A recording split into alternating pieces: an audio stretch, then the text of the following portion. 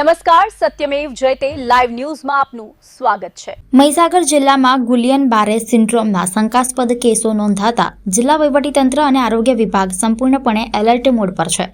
આજરોજ જિલ્લા કલેક્ટર અર્પિત સાગર દ્વારા લુણાવાડા સ્થિત જયશ્રીનગર અને ગણેશ સોસાયટીની રૂબરૂ મુલાકાત લેવામાં આવી હતી। કલેક્ટરે આરોગ્ય વિભાગ દ્વારા ચાલી રહેલા ડોર ટુ ડોર સર્વેની કામગીરીનું ઝીણવટભર્યું નિરીક્ષણ કર્યું હતું અને ત્યારબાદ લુણાવાડા જનરલ હોસ્પિટલની મુલાકાત લઈ સમગ્ર પરિસ્થિતિનો તાગ મેળવી જરૂરી સૂચનો કર્યા હતા।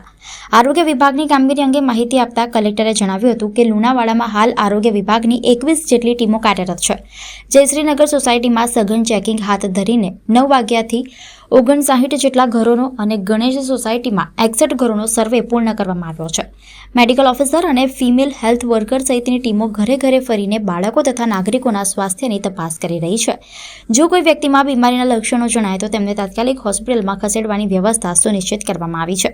આ ઉપરાંત કલેક્ટરે જણાવ્યું હતું કે ગઈકાલે હેલ્થ ટીમે કુમાર છાત્રાલયની પણ મુલાકાત લીધી હતી, જ્યાં ઝાડા ઉલટીની તકલીફ ધરાવતા 6 બાળકોને જનરલ હોસ્પિટલ ખાતે સારવાર અર્થે ખસેડવામાં આવ્યા હતા, જેમાંથી 4 બાળકો સંપૂર્ણ સ્વસ્થ થતાં તેમને રજા આપવામાં આવી છે, જ્યારે અન્ય 2 બાળકોની તબિયત સ્થિર છે અને ટૂંક સમયમાં તેમને રજા અપાશે। તકેદારીના ભાગરૂપે જિલ્લાની શાળાઓ, કેન્ટીન, આંગણવાડીઓ અને મધ્યાહન ભોજન કેન્દ્રોમાં ફૂડ સેફ્ટીની સઘન ચકાસણી કરવામાં આવશે। જ્યાં પણ સ્વચ્છતા અને ફૂડ સેફ્ટીના નિયમોનું ઉલ્લંઘન જણાશે ત્યાં કડક કાર્યવાહી અને નોટિસ ફટકારવાના નિર્દેશ આપવામાં આવ્યા છે। આ મુલાકાત દરમિયાન આરોગ્ય અધિકારી CR પટેલિયા, લુણાવાડા પ્રાંત અધિકારી ઉમેશ શાહ, નગરપાલિકા ચીફ ઓફિસર સહિત આરોગ્યની ટીમ ઉપસ્થિત રહી હતી। મહીસાગર જિલ્લામાં જો JBSના કેસીસ મળ્યા હતા તો આ પછી હેલ્થ ટીમની કામગીરી ચાલે છે। આજની વિઝિટ આ લીધે જ હતી। હેલ્થની ટોટલ 21 ટીમ્સ અહીંયા લુણાવાડામાં કામ કરે છે।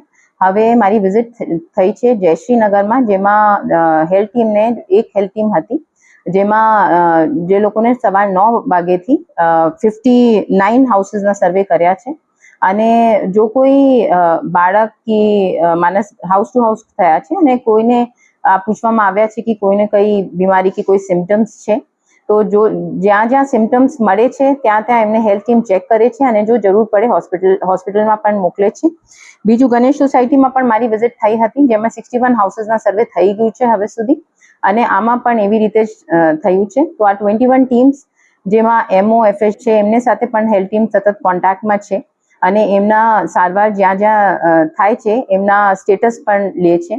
કાલે જો કુમાર છાત્રાલયમાં અમારી હેલ્થ ટીમ ગઈ હતી, જેમાં થોડા 6 બાળકો મળ્યા હતા જેને ઝાડાની તકલીફ હતી, તો એમને તરત જ જનરલ હોસ્પિટલમાં મોકલવામાં આવ્યા છે અને હવે આ માટે જ મેં જનરલ હોસ્પિટલની પણ મારી ટીમ સાથે વિઝિટ કરી છે। આમાં 6 બાળકો હતા, જેમાંથી બધા સ્ટેબલ છે, 4 ઓલરેડી ડિસ્ચાર્જ થઈ ગયા છે અને 2 જો છે હવે ડિસ્ચાર્જ થશે। તો આ સ્ટેબલ છે, એમના કઈ ઇશ્યુ નથી, એમને ઝાડા જ હતું। તો હવે સિચ્યુએશન કંટ્રોલમાં છે। હેલ્થ ટીમ સતત કામ કરશે। બધા આ સિવાય બધા જેટલા સ્કૂલ્સ છે એમની પણ જ્યાં કેન્ટીન ચાલે છે કે અમારા MDM છે, આંગણવાડી છે, અહીંયા પણ ચેક કરવામાં આવશે, ઇન્સ્પેક્શન થવામાં જશે। ડે બિફોર યસ્ટરડે પણ ઇન્સ્પેક્શન કર્યું હતું કઈ એક સ્કૂલ્સમાં અને જ્યાં થોડું પણ લાગ્યું કે કમ્પ્લાયન્સ થયું નથી તો ત્યાં ફૂડ સેફ્ટીને અપ્રોપ્રિએટ એક્શન પણ લીધા છે। અને હવે જો આ સર્વેમાં છે કેમ કે વધારે સસ્પેક્ટેડ જો કેસીસ મળ્યા હતા આદર્શ સ્કૂલમાં મળ્યા હતા, તો એમનાથી ફર્સ્ટથી હવે સુધી જેટલા બાળકો એક દિવસ પણ રજા પર હતા તો આ બાળકોના મેઇન સર્વે થાય છે અને બીજા સ્કૂલ્સને પણ બોલ્યા છે અને આ ડેટા લેવાનું છે જો બાળક એબસેન્ટ છે।